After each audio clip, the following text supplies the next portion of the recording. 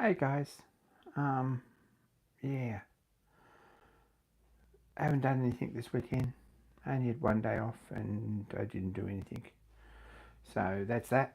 Thanks for watching, and more soon, guys. That was it.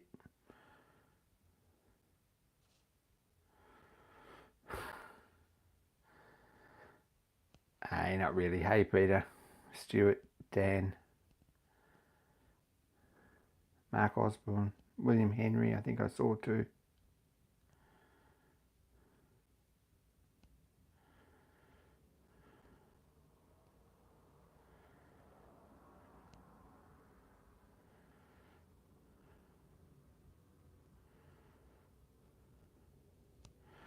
Anyway, didn't do anything.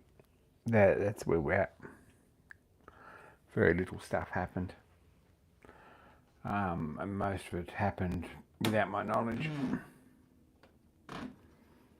I could turn this light around, but we've actually got a light. David, g'day.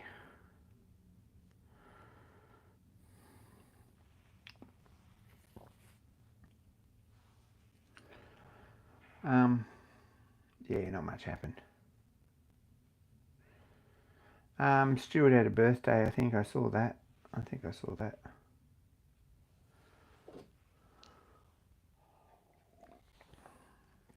There's a new video up from Cardem. John Pettit's here. I thought he was in bed. I tried to ring him earlier, but I thought he was in bed, so I didn't try very hard. John's bought too much stuff.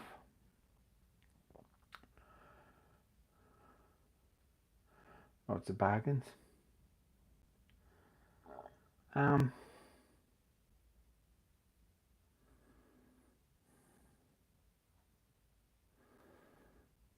done nothing on these valves. I got them to that stage and done nothing else. Someone made a comment that I should have probably made a video about them, and I probably should have. Going forward, if I've got time next week, I might even. But that was about it. This weekend, I think Shenandoah Steam Shed, Work and Be, Open Day, whatever we're going to do. I don't think we're going to have anything in Steam, but we're going to have a bit done. I want to test fit this crazy assembly back on the roller. A lot of little jobs, get it up to speed. I want all the bolts to this sort of condition with nothing written on the outside and nice round ends, because they don't come like that. And the flanges here on the bottom want fitting up nice. And we've got to find some packing for this valve. Apart from that, yeah, it's coming together. It's alright. These are done. You've all seen these, but these were done a week ago, a fortnight ago. So they're ready to go back on pretty much. They're going to have new wicks in them and put them back together. Big thanks to John for the bit of brass for the top of them. But they've got proper spring-loaded caps in them. They'll be excellent.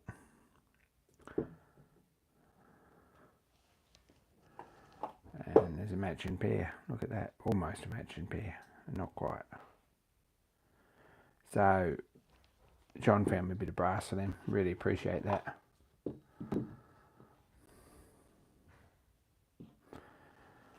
So that's another job. Tea and biscuits, g'day. Unscrewed this, that's something I did unscrew. You can see the foot valve in there. I think that should fit the roller. That might be another job to put that in place, put it in on the hose on the weekend if I take it with me. There was a fitting on top. I've unscrewed that. Anyway. Printed the other half of that. I'd like to get some bronze printed, in particular that impeller, and these done, and whatever else needs doing. Probably Tuesday, so I imagine that there'll be lots to see next week. These have still got to have dowels printed from, but they're half bearings for this set of bearing blocks that I've got kicking around. So that'd be nice. We have them back together. We'll put them on the shelf somewhere, and they might be useful for something. So that's that. Very little lathe progress. I did get a message from Dallas saying that the bits that I've got cast are finished, so need to pick them up at some point.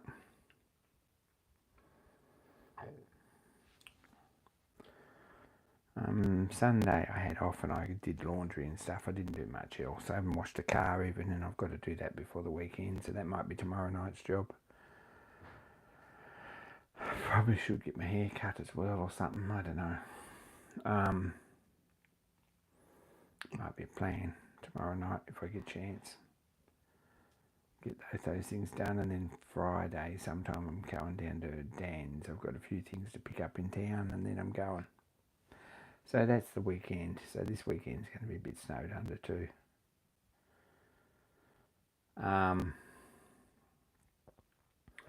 But probably I'll be back here on Sunday night or Monday. I'd like to be back here Sunday night. I don't know. We'll see how we go. And Monday to get up to speed again, and Tuesday I might go up and pick up bits at the foundry and do a few things. I'd like to get in and finish that. Yeah, I think we all saw this impeller last week. You've all seen that. There's the core box there. If you saw that, John. But to make a core something like this is the idea. In sodium silicate. Looks like this. And then they don't fit that one.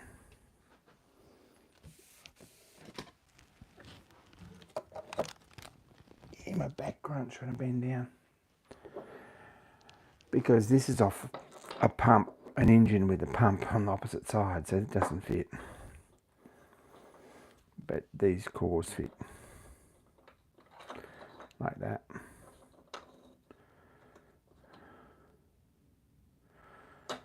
And if we get 4 of them around in a circle, they'll go in this hole here. And we should be able to pour that nicely. So that's a job.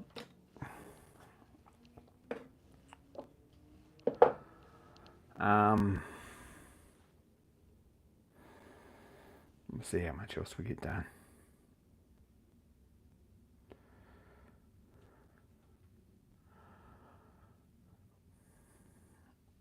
Oh gosh, we're 8 minutes into it. I've run out of things that I've done.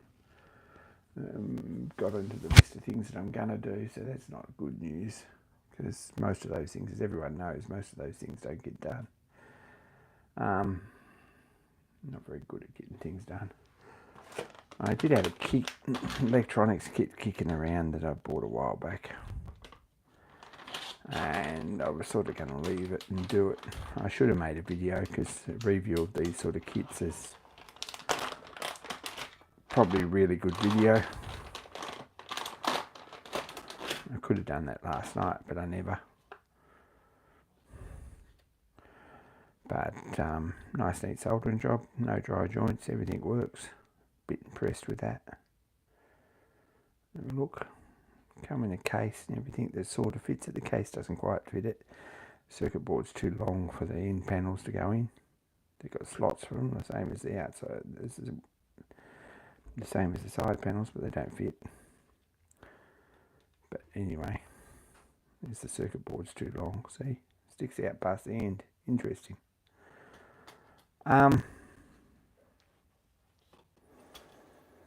So, little racing car Tetris game, which is kind of cool. USB powered. I haven't got any long enough USB cord. I had to look for one, but I couldn't find one, so you're probably not going to see that. But fires up on 5 volts and runs quite well. Like left and right and up and down and turn or whatever. Or shoot or whatever it is. So that's a fun little job. Job took messing around with my little soldering iron on the other bench. Excuse me. Took about probably half hour, a bit longer to put together. Not a big job. Good circuit board. Fairly well designed, except for the case problem. Ah, yes, there's an automata video from Tea and Biscuits. I saw that. It's very good. Something that interests me a lot. I do subscribe to the Automata magazine, which I tend to drop the files on my Discord if anyone's interested in getting a copy of that. It's a pretty cool mag. Automata is a kind of a cool subject, and looks like Tea and Biscuits got a friend who's does some very cool work with that. It was on the tip of my tongue, Tea and Biscuits, because you're keen on doing a group project this year, to make that some sort of a subject for it, but I hadn't worded it into words, and I hadn't thought about it too much. And if you were to resume that conversation at some point, I would probably be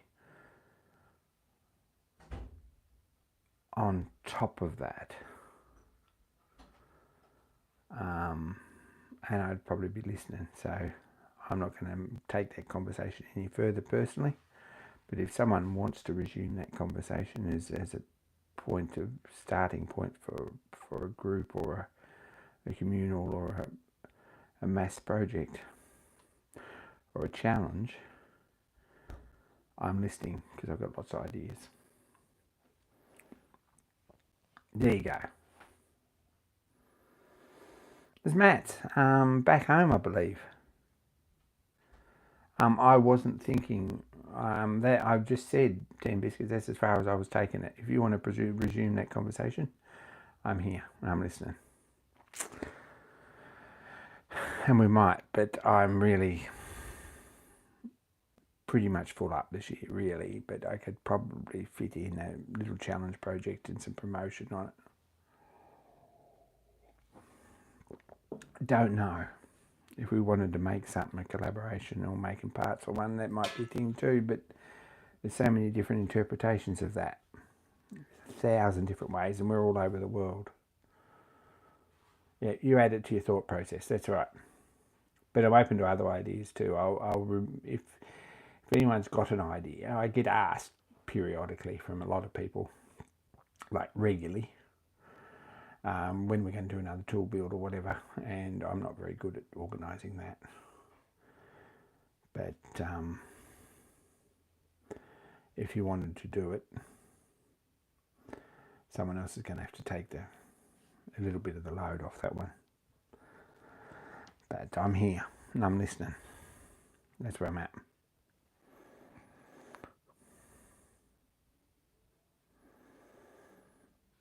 Steam whistles sort of got to be finished. There's still a pattern kicking over there.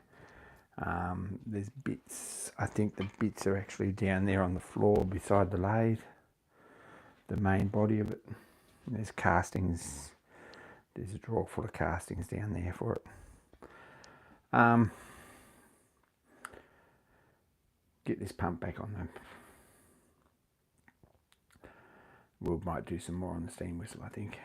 I'd like to get that threaded valve on it, and I'd like to get basically the launch up and running for threading before we did very much else.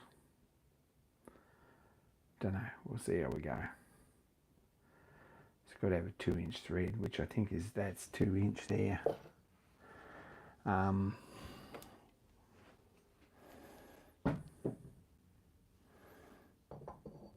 Yeah, same as that. So it's got to be machined and threaded to match that. This ugly looking casting. It's going to be machined and threaded to match that on there. And it's got to have some slots and things milled in there. It's not a big job to clean that up and get it going and getting it look half reasonable. And then get it welded to the body of the whistle valve and to make a valve for it. Or the whistle bowl, and then make a valve for it. And some pins and things. Not a big job to finish that. The procrastination bits in that. I've actually ordered some copper wire to hold the cores in place. I've started thinking fairly seriously about core boxes. There we are.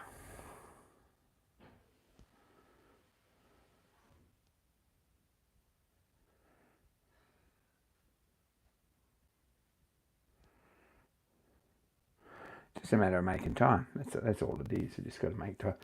Got to get off my backside and not nap when I come home from work. It's a bit of a tragic thing. Actually been out. I left about 7:45 this morning and I was home by about 7, so that's not a bad effort, I guess. And that happens most days, and this week it's been every day. And this weekend, Saturday and Sunday, I won't be home at all probably, and then Monday I might be home a bit, and then Sunday I'm probably going to run up the foundry and then come home. So we'll see how we go. It's fun doing this, and I thought this morning that I should have actually, if I had another one kicking around, I'd make a video about it. But it's a very cool little game. Nice soldering project. It all went together nice. Good circuit boards. Hardware is reasonably good.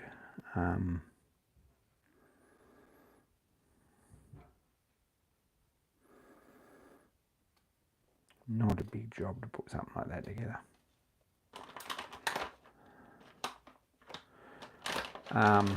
Fun sometimes to do different things.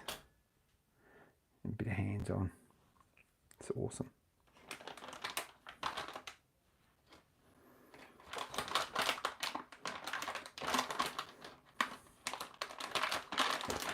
Got to actually make things sometimes.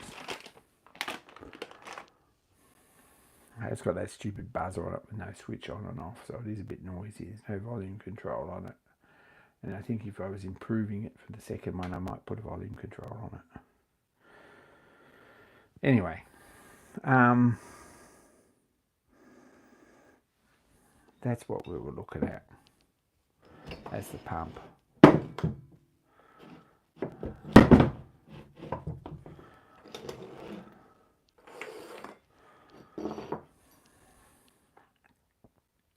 The bench is still rear. It's got a sort of a coat of cleanliness on it, which is good.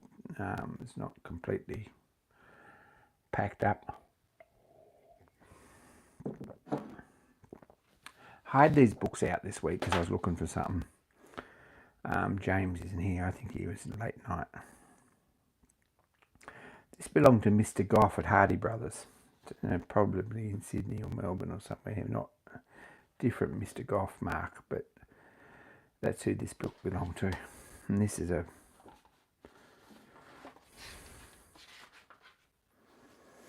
basically a price list and a catalogue. Accessories for Lorch and WW lathes.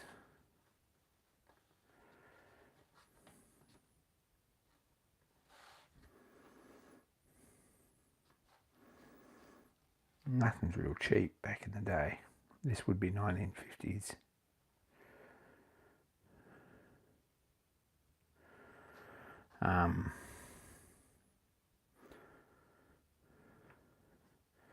£28 for a slide rest for turning lengthways, facing and taper turning. I think that's on the WW, so it's only half as big as mine.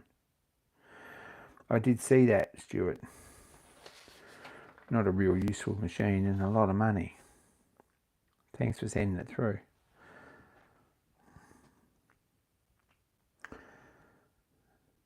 It's the most expensive item on this price list is probably It's typewritten, of course, which is very cool. Set of 10 collets, 2.4 to 4.2, 4.4 to 7 mil is £12, 12 shillings.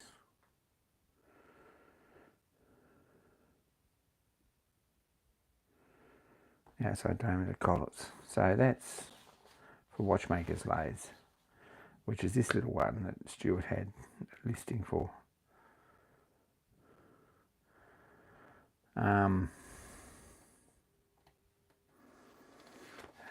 It's the 1885 pattern. There's a few others. This is the little the junior. The Bowley F was the equivalent, but this is the Lorch Junior, which is a very nice little lathe. Hand rests and palm rests built into the base. Wouldn't mind one of them one day, but I've got nowhere to put it and no use for it. And anything that can be done on that can probably be done on mine. There he is with the graver rest, which works on a flat surface rather than on a tip over system, which was quite good.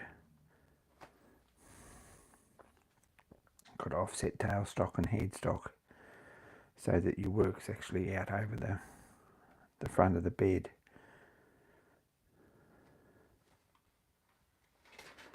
A grinder on the side.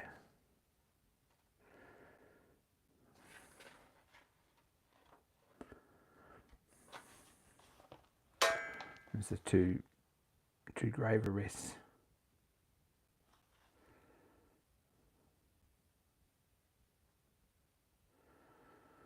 Hey Dan. Yeah, you were here before, I thought. Weren't you here before? Don't know, there's a bit of lag there, something's happening. So the two gravers is the little slidey one with the flat surface on the bottom, and it had a tip over one as well.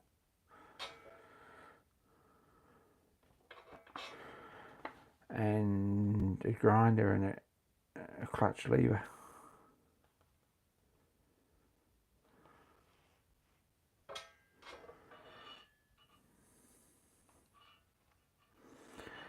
And there's a grinding plate there for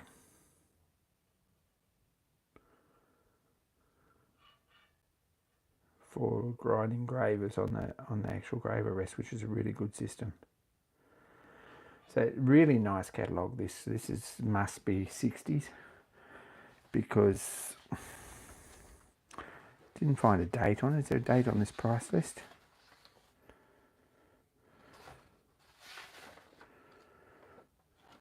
No date on the typewritten price list, but it must be a 60s catalogue, I guess, which was about the last of the Lorch lathes. It's a little junior. And staking tool, Lorch staking tool. I think I've got one. No, I've got a Bowley here somewhere in a box. Actually, no, I sold my Bowley. There's another one there. Got another nice little staking tool, which I don't use very often. If I ever build a clock, I might, but that's how that is. My Lorch staking tool, and the little 1885 patterns, 6mm pulls. They're not a bad little watch lathe, but not real useful. There's the K, or the WW, which is smaller than the K. It's half as big as the K. It's a quarter as big as the Lorch I've got. And that's got this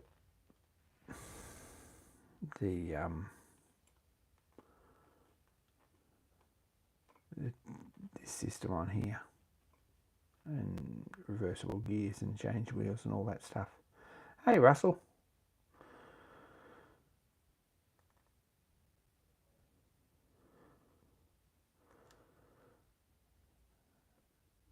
So interesting little lathes. And there's one all in its box. And all the expensive bits. This is the cool stuff. I've got a set of these drive dogs.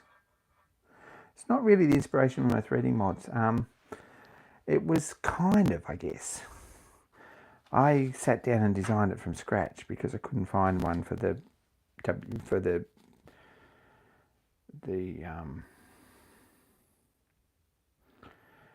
big launch lathe. So I sat down and worked it out myself. But I have worked on lathes with systems like that. I sort of knew how it had to go, but it was easy to design something that had already been designed for it than to design something completely new. So all these cool accessories, a little 4-jaw chuck with the 4 or 8 bolts in it, that's a pretty useless thing. Mandrels, grinding wheel, cutting wheel mandrels.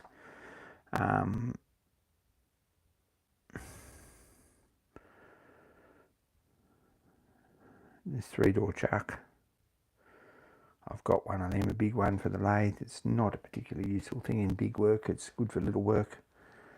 This one, the 3-dog mandrel, they call it. 3-dog faceplate. Click Spring actually did a video on making one of them. I don't know if he found it was any more useful. It's not a particularly useful tool, to be honest. A wax chuck is a much better tool for the work it does. I've used mine a couple of times, but you put anything heavy in it, it doesn't stay tight and it just moves, so you've got to be careful with that. It's a big dividing plate for the back of the lathe, and some centers for the pivot polisher, external and internal ring chucks. I've got a set, but they need some work. It hasn't happened yet. Probably one day I'd like to do that. Different bases. There's a cutting frame to go on the, or a drilling frame to go on the slide. A set of Whittier steel tools, I think. They're probably Whittier steel.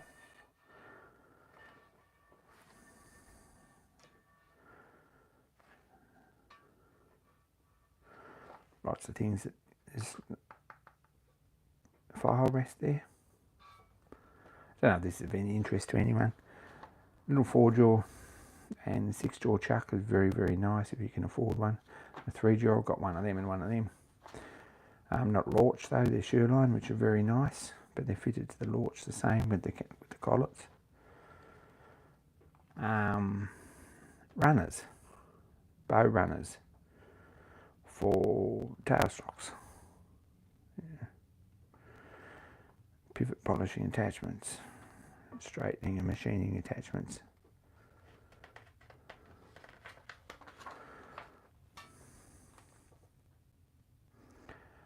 And collet closers. What else is there? There's a steady rest. It's not an easy thing to design. I'd like to have another go at that one day. Mine hasn't turned up. Overhead drive. Turn your lathe into a wheel cutting attachment. It's a fairly universal machine. You could do that with it. And there's the attachment for the modern, not particularly popular, I don't know why, graver rest to go on this. That's a fairly modern attachment for this little ancient lathe, which was still in production. And of course there's all underbench levers and things, which were quite useful for doing delicate work like pivot polishing, because you had excellent control, better than electric motor. And electric motor and overhead drives. Move up to the next one, which is the KD. It's a bit more modern. KD's a nice bit of gear, very much like a KD. But so there's a lot of books like that. That's probably a genuine one, I reckon. These are reprints.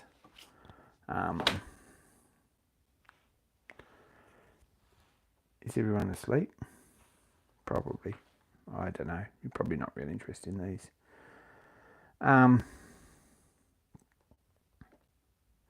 This is a much older catalogue.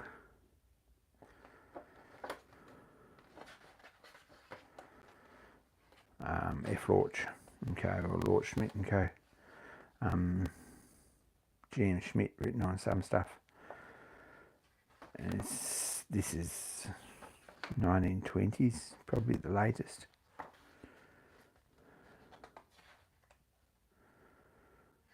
Thousand accessories. Ground chucks. Look at that. How cool is that, gentleman? Randy, g'day. Chucks for holding pocket watch crowns. It's a crown chuck. That was the time that they produced this. This is the original patent lathe, this little fella.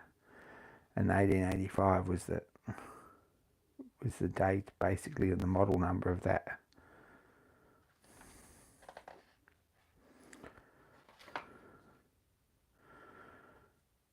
Slides and drilling spindles and all sorts of cool stuff that no one could afford. And as a consequence, are pretty rare. Overhead turning equipment or milling equipment, pinion cutting equipment.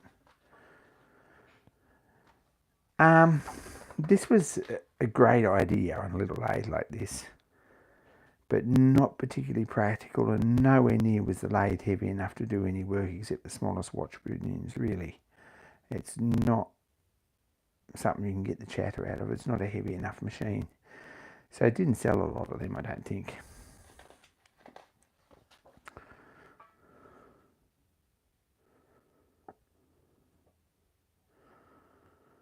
Chucks. Accessories. Watch accessories. Dividing head. Lever operated tail stock runner. Wheel cutting or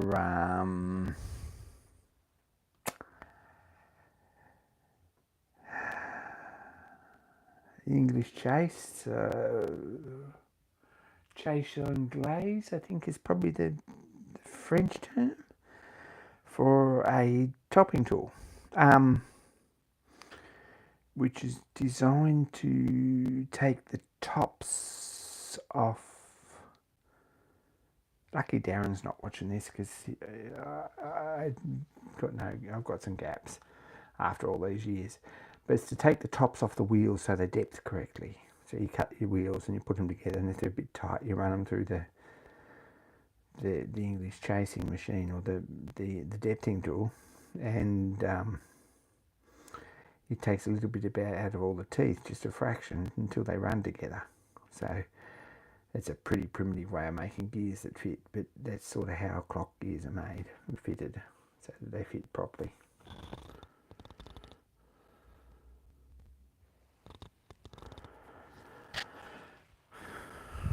So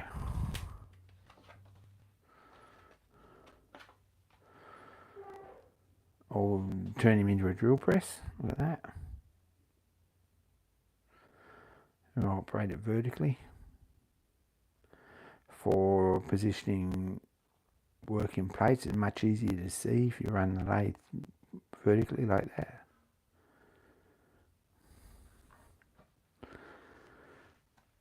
A lot of these configurations here are pretty obscure, really. I'm not sure anyone ever used them for any of these things. It was a good idea. Fast and loose pulleys on a grinding wheel, which would have been an accessory. Foot pedal. Not a lot of control in a foot pedal compared to a hand wheel, I don't think. This hand wheel was a pretty useful accessory for doing clock and watch work. Screw head polisher, look at that. Very cool. Tower stock mounts to a screw head polisher and burnisher. That's what that is. Anyway, all these fancy variable speed motor drives and things. I looked through these books for years before I come up with the system that I've got. A lot of these have got spring-loaded belt shifters, so that you could run it off a line shaft in a factory and just press the foot pedal or a hand lever or something to make it work. Have a lever on here or a string to pull it. And it only engages when you've got the pedal pretty pressed. So we're still looking at that. That's sort of what I was looking at, some of this stuff for mine at this point. There's a little drill press. It's the lathe turned into a drill press. Very universal thing.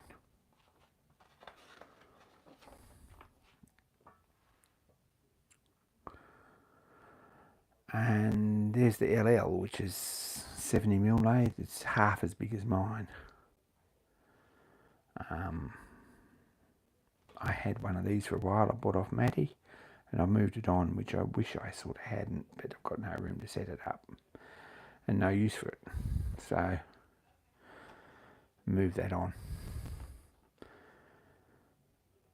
And there's the short beds of the big fella.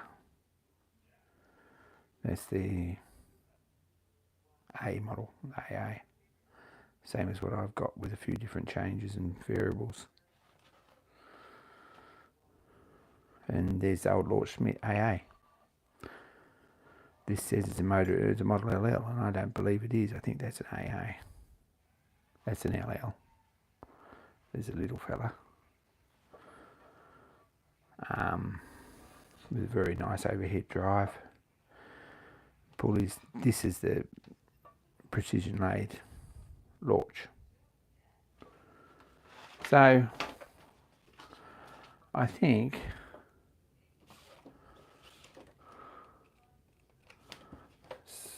stuff that's more, everyone's a bit sick of this. I can tell you're gone quiet. But I've sort of run out of, I haven't done anything this weekend.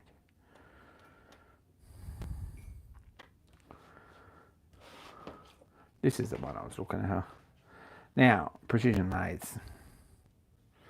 Established 1885, I think that's what that says.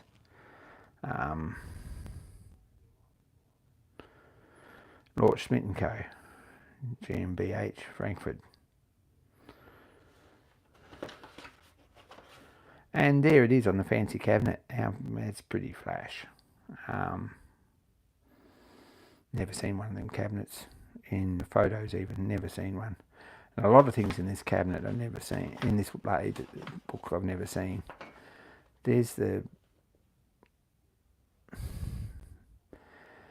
model before mine. Dead centers. Tailstock.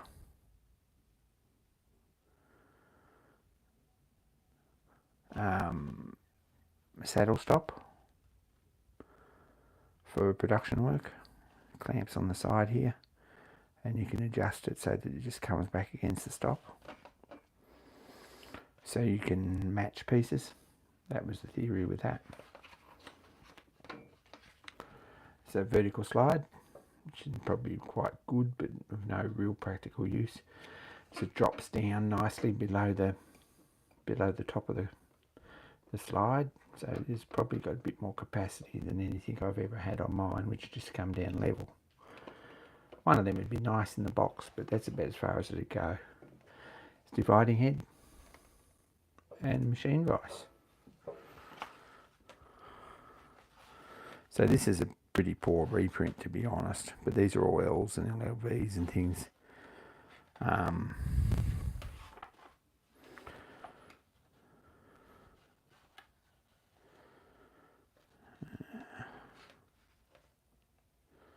There's the type B7, which is quite a big lathe. That's 150mm centre height lathe. It's a big fella.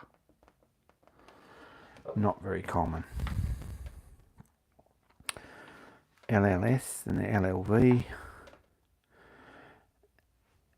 and the A6K, which is on its fancy cabinet. And the B6K, which is also on a fancy cabinet, but it's a bit bigger again. Pity about the quality of the pictures. Production machines.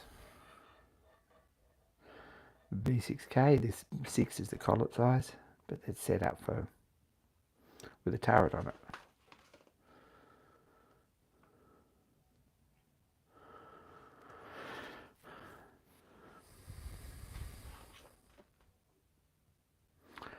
This one, so A6RG, has the thread chasing attachment on it. If you have a look there, it's actually got a rod on here with an adjustment on the outside to kick that clutch out. So that's something we're going to try and do on my lathe, but that's got a rod on there, which is a bit different to the one on mine. I don't think that system exactly would fit, but we're going to do something like that. Don't know how much useful that is either. Type B's, short bed one for production. A2P, which has got a thread chase and following system with a movable spindle. So they've got a thread on here at a certain pitch, and they've got a nut in here that lines with it, and you pull the lever down, it lines in that, moves the spindle out at the right pitch to cut threads.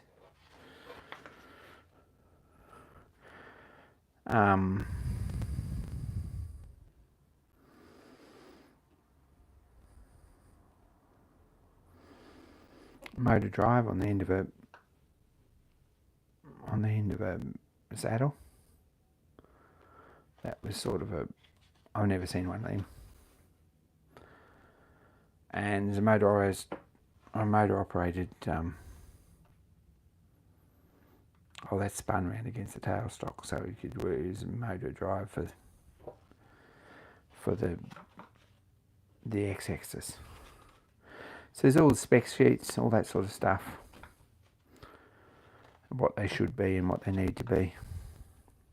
We're getting into the Model B30LZ, which wasn't really made in the late 60s. This is a pretty nice bit of gear, similar to a Chauvelin 102 SV, something like that.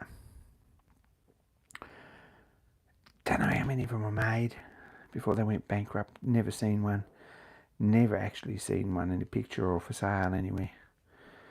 And the automatic turret lathe, which is G150RV. So most of this stuff was production machines. 9 out of 10 of these were set up for productions, and the production bits went missing. It's a part and off slide, there's a lever slide. Mine probably had a lever slide on it, had a tailstock when I got it.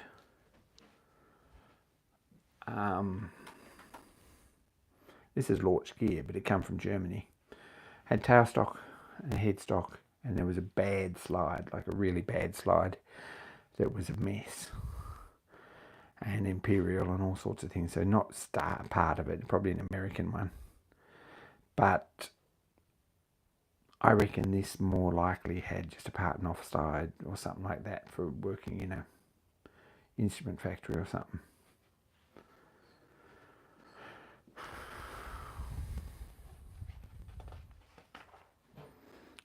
There's all the collet sizes. A2 is what I have.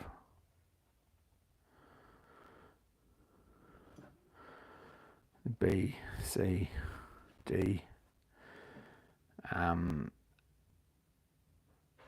A7 is, it looks like a hard inch collet, but I don't think it is. And the 8mm jobs for the LL on the LV. They'll come in this fancy thing with a knob on top. I've never seen one of them. Mine are all put away in drawers.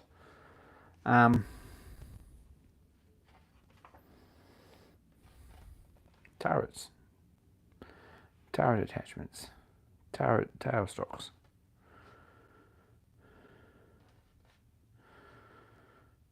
Double post tailstocks. Turret tailstocks. Lever tailstocks.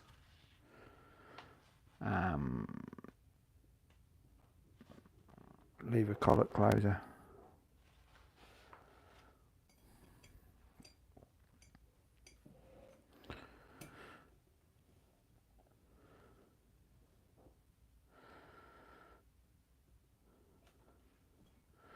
I've seen several of those cabinets in the wild, but Russell's trying to size a thread with a major diameter of 935 threads.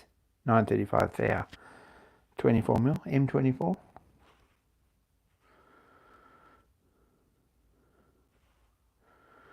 $65 thou under, yeah, M24, that sounds right. What is that in metric?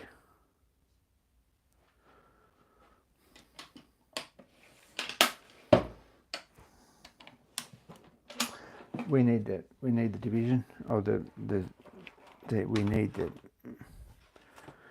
the diversion.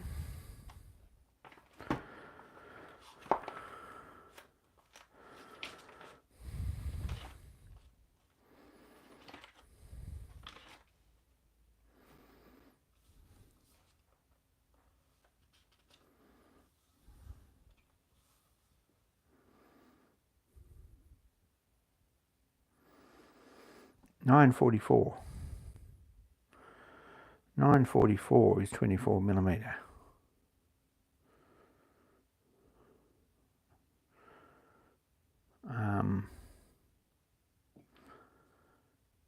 M24 by 2 is the standard one, I think.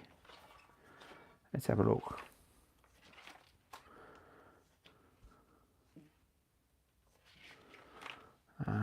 Metric course.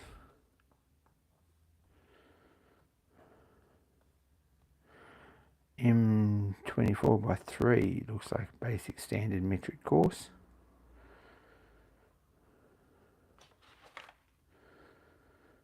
Metric fine, M24 by 2. Metric conduit is M25, so it's not that. Special pitches in a metric. M24 by 1.5, which is extra fine. Don't know what that fits.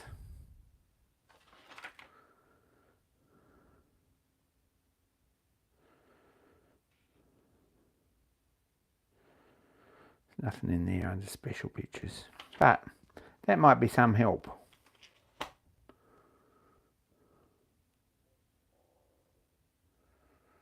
Ah, we've got an extra dot in there. There you go. On a 7A. 0935. Right, wrong chart. I wasn't watching. Let's go back here.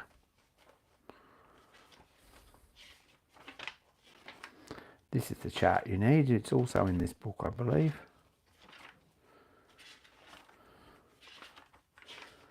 Here we go. Let's have, yeah, British Association.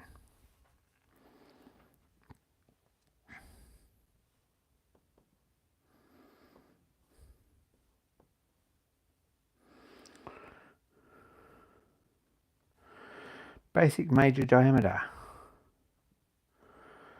0.098 7BA. That's probably a very well-known common Stewart thread. You want to screenshot that.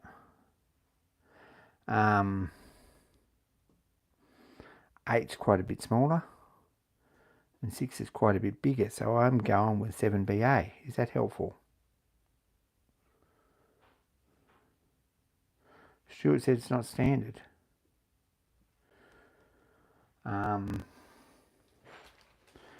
We'll have a look here.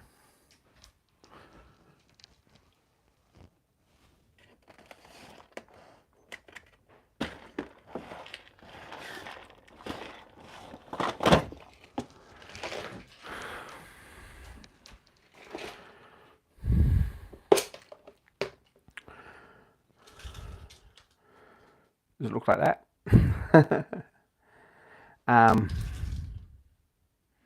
That's 7BA.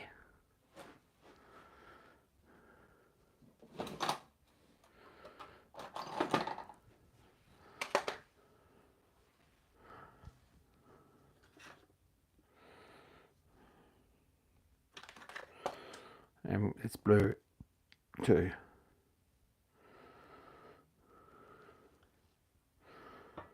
Let's have a look and see what that says. We'll change this round. Whoa, that's almost impossible to see. Forget that.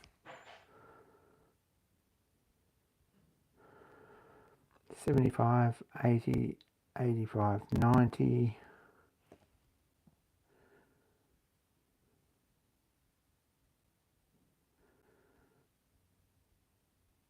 About 93 thou.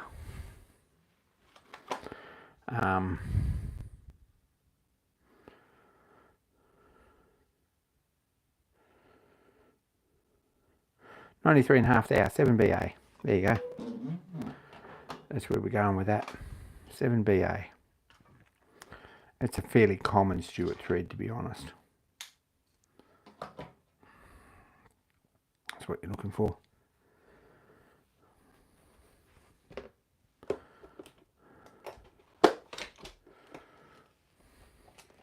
If that's of any help. But the 7BA bolt's actually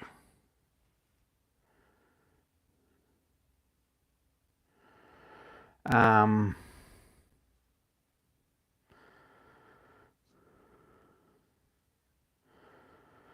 need a copy of this book. Everyone needs a copy of this book, right? You won't get this copy because this is a Barzy Summer Bash 2019 special. But it's available. It's a very good book. Everyone needs a copy of this if you can find it. It's called Engineer's Black Book. It's very good. But this gives you 7BA has been, it says a major diameter is 98 thou. I just measured a 7BA bolt and it's 93.5 roughly. So it's 0.0189 pitch. This is worked out with a formula.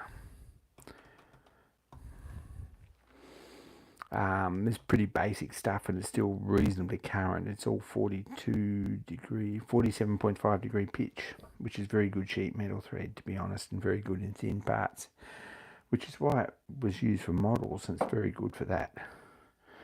I believe this is a pretty good thread system, and most of it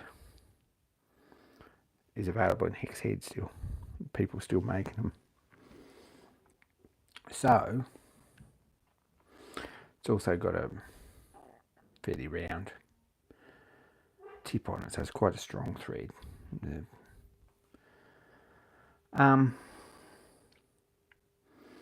The equivalent is 98.4. That doesn't sound right because when I measured it's 93.5 is the bolt I've got. It's 7BA.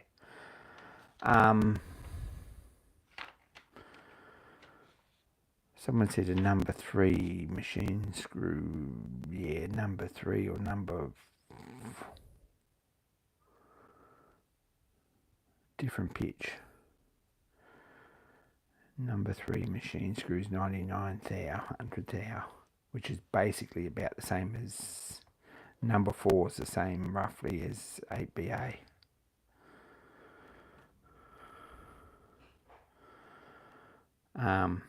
Anyway, Engineer's Black Book, great book, should get one. You might not get one with this artwork on the front. Yours may not actually have this written in the back of it either.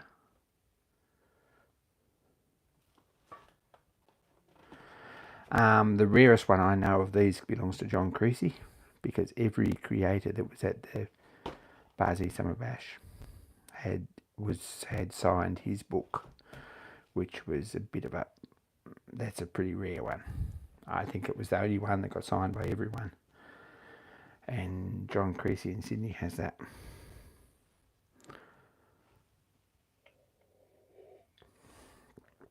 Mine signed by Mr. Pete.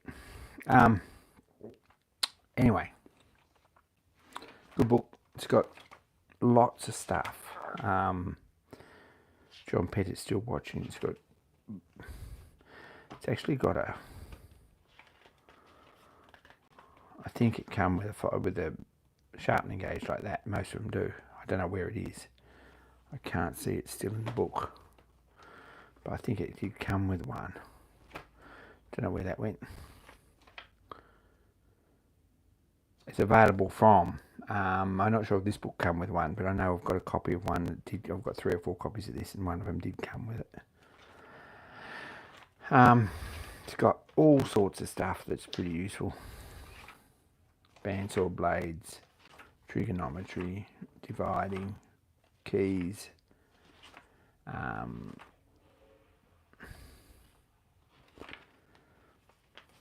sheet metal weights, grinding wheel markings, grinding tip shapes, burr shapes, tungsten carbide grades, tungsten carbide insert identification charts, lots of them. It's a pretty useful part of the book.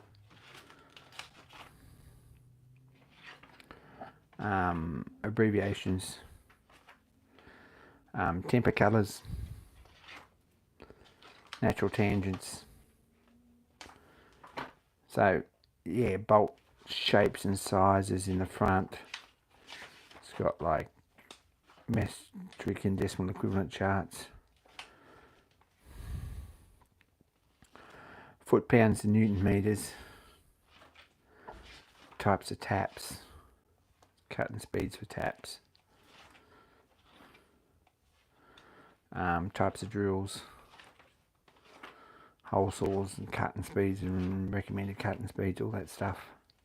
Degrees and radius, dimensions of Jakers, tapers and Morse tapers.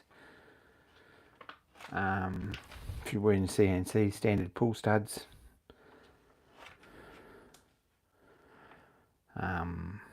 Woodruff C sizes, circlip sizes, E-ring sizes, T-slot sizes, O-ring sizes, spur gear calculations, actual size spur gear chart. So if you wanted to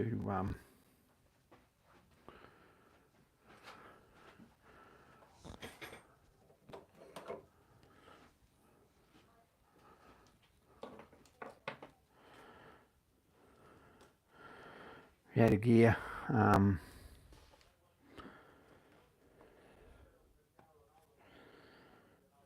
don't know if it goes down that small. I think this is 16D. No, it's 16dp. Can't remember what this was, but it's a fairly useful chart. V-belt, geometric construction of layout and stuff like that. Distance across corners for flats and hexagons and squares. Clearance fits, lots on clearance fits. Lock washers, screw thread points, screwdriver drives,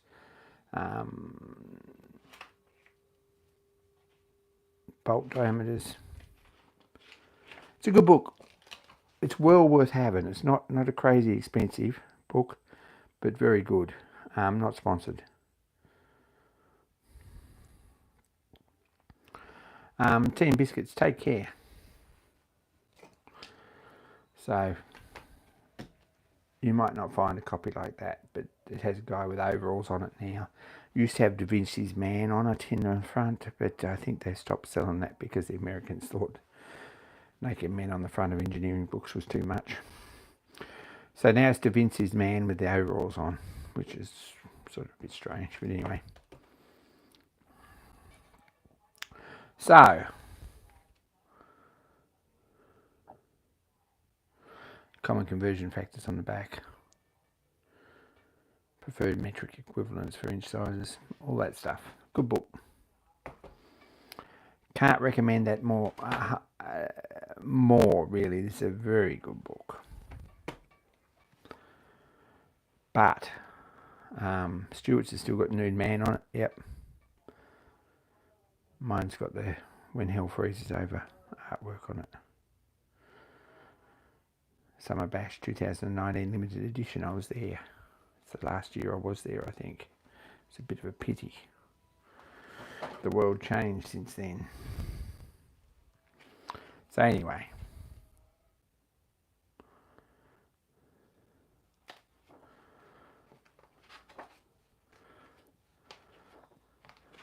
Put this away. So, we managed to fill in an hour doing without a whole lot of actual Ah, yeah, it's plastic coated for a start.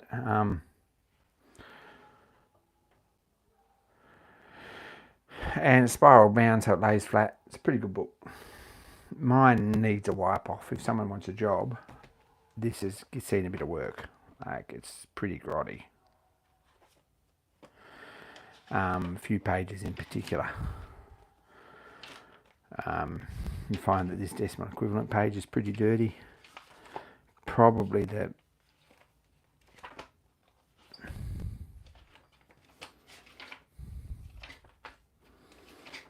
BA thread page is pretty dirty.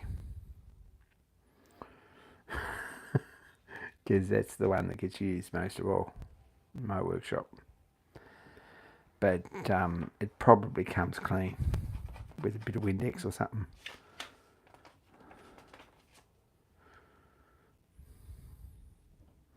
So that's that. And there's a big version and a little version. Get the big version. The little one's only about this big. It's quite a good little book, but you need a magnifying glass to read it. The big version's the way to go. So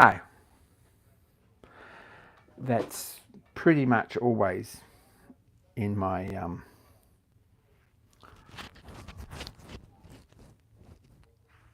sort of next on my bench, pretty much always.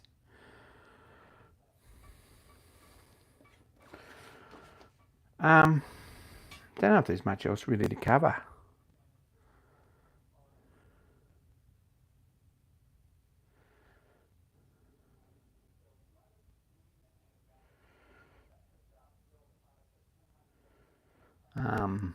Pretty well covered everything. I think we covered more than we were really expecting. It's a new video from KLM, which I haven't seen.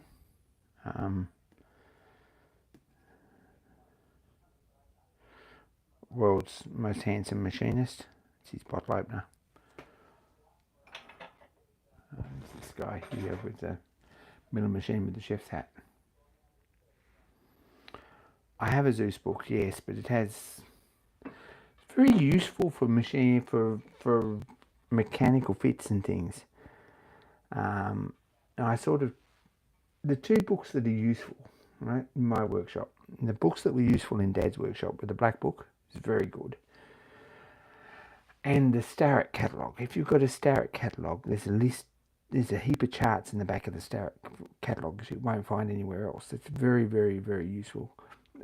Things like a double depth of screw threads and things like that you sort of can't really live without. And I've never seen a double depth of screw thread chart in anything else, which is a fairly useful thing if you cut in odd threads. But anyway, the Starrett book's fun to look through too. I've got one that's 1990s and everything looks like it's from the 1960s, all the electronic gear. It's a bit out of date. But there's a few charts in the back of that, and they're really dirty because they got used a lot in the last 30 years or so since Dad owned it. And I still use it a lot. I still dig it out and use it a lot.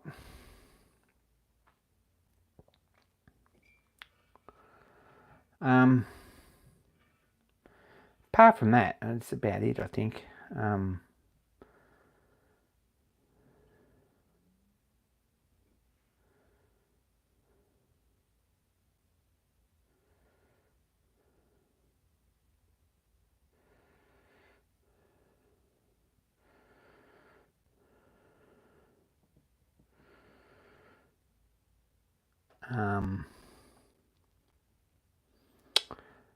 Yeah, it's another elephant in the room we're not going to discuss just yet because I'm not ready to, but that's over there.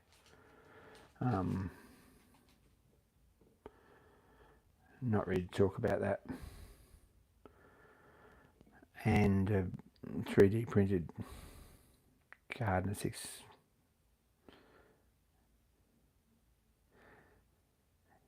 XB, maybe. Anyway, we're not talking about that. That's probably something I put a little bit of CAD work into on one night last week. Anyway, we'll talk about that at some point. Anyway, promise we will touch on that. But at this point, it's not going to happen because I haven't quite committed to that. And if I put it on that in live stream, I probably will commit. Anyway, I believe Mark has quite a lot of progress on the roller, but I don't know if he's going to have a live stream on Thursday. You should check that out if he is. I hope he does. He probably won't show any of the progress, but there you go. Let's talk it out of school, and I'm sorry, Mark. And maybe a standalone video, it might be. I don't think that sort of dooms it to failure. There is a time, I suppose a real one. This won't be a real one by the time it's finished, and it won't be a pretend one by the time it's finished either. It's going to be something else.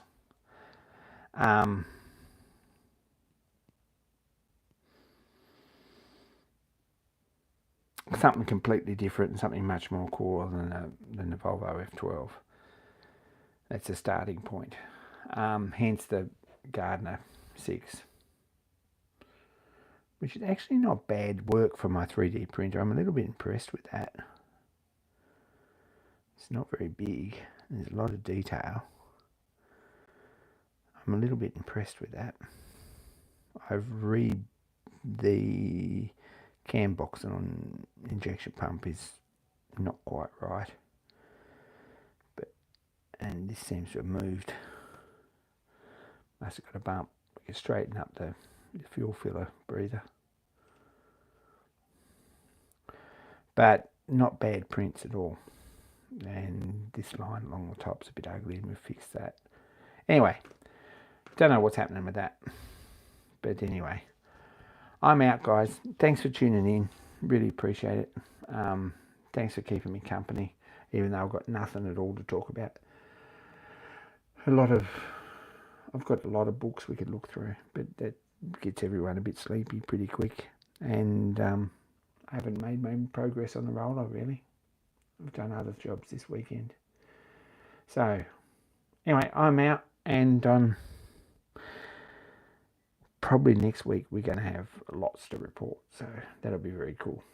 But anytime, Russell, just hit us up or jump on Discord if you've got questions. Most of us know Stuart Turner stuff, or a few of us know Stuart Turner stuff inside out. I know I've got more than a passing sort of a interest in it and its technology. And catch up with us there. But anyway, I'm out. Thanks, guys. Be kind to each other. And I'd be more impressed if it ran too, Peter. You take it easy and have a great day, and more soon.